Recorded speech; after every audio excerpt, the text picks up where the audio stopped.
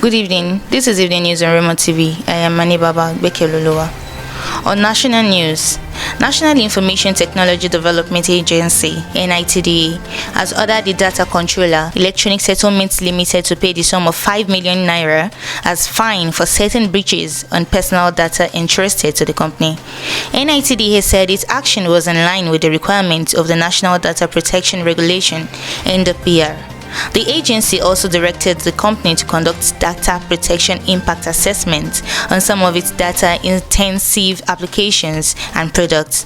Electronic Settlement Limited (ESL) is an indigenous payment company which claims to have the capacity to revolutionize the payment industry in Nigeria. NITDA explained that the investigative process that led to the fine involved an analysis of the company's applications and websites, visits to the company's office in Lagos, the review of its technical documents as submitted to the agency, and interrogation of its officials by NITDA investigation team in Abuja.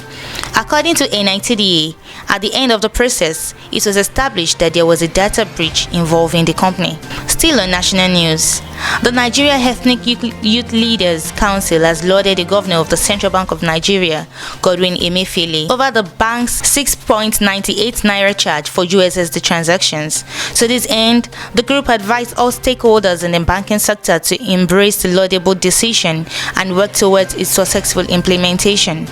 The council, which is made up of the Arewa Consultative Youth Movement, Ohaneze Indigbo Youth Movement, Niger Delta Youth Council, Oduduwa Youth and Middle Belt Youth, says the development is another evidence that Emefiele's monetary agenda is people-centered. We note with delight that the latest policy replaces the current per-session billing structure and ensuring a much cheaper average cost for customers to enhance financial inclusion, NYLC said. In a statement Wednesday by Nwada Ikechi Amaka, Hoana is the Secretary General and Head of Coalition Secretariat. It added, "We are also excited that this latest approach is transparent and will ensure the amount remains the same, regardless of the number of sessions per transaction." The coalition said, "We are of the view that this decision is not a one-man show, as it was arrived at as part of the agreement after banks and telecommunication operators met on to discuss the 42 billion naira debts owed mobile operators by banks. We therefore admonish all stakeholders in the banking sector to embrace this laudable decision and work towards its successful implementation," it advised. On international news, a new U.S. intelligence report that finds Russia interfered in the 2020 election to help Donald Trump and hurt Joe Biden also underscores a fundamental truth: the gravest threat to U.S. democracy comes from within. The report, released by Director of National Intelligence Avril Haines, finds that Moscow sought to inject misleading information about Biden into the campaign through officials and others close to Trump. The real bombshell it contains is not the confidence of the spy agencies that Russia hoped to subvert American democracy. It is the U.S. intelligence experts effectively confirmed that the second election in a row, Trump acolytes repeatedly used, knowingly or otherwise, misinformation produced by the spies of one of America's most sworn foreign adversaries to trying to win a U.S. election.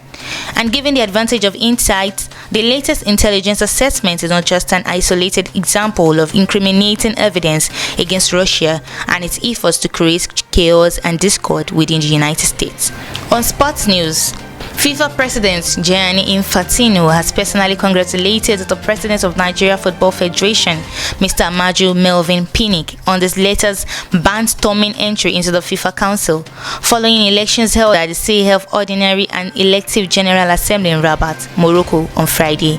"I have no doubt that your experience, your knowledge, not to mention your passion, your sense of consensus, and your personal qualities will help you to meet future challenges at the service of the world football community. I am convinced that as FIFA Council member, you make an important contribution to FIFA and most importantly to the development of our sport, which unites us all," wrote Infantino, before adding that they looked forward to start working with Pinnick at the FIFA Council from the next meeting scheduled for Friday, 19th March, by video conference. Former FIFA presidential candidate and FIFA Senior Vice President Salman bin Ibrahim Al Khalifa, who is president of the Asian Football Confederation, also congratulated the new FIFA Council member, saying he is confident that you will make valuable contributions for the further development of football in your continent and the world. Lastly, on entertainment news, Balo has been duetting online with big names including Elton John, Robbie Williams, and Boy George during the coronavirus pandemic,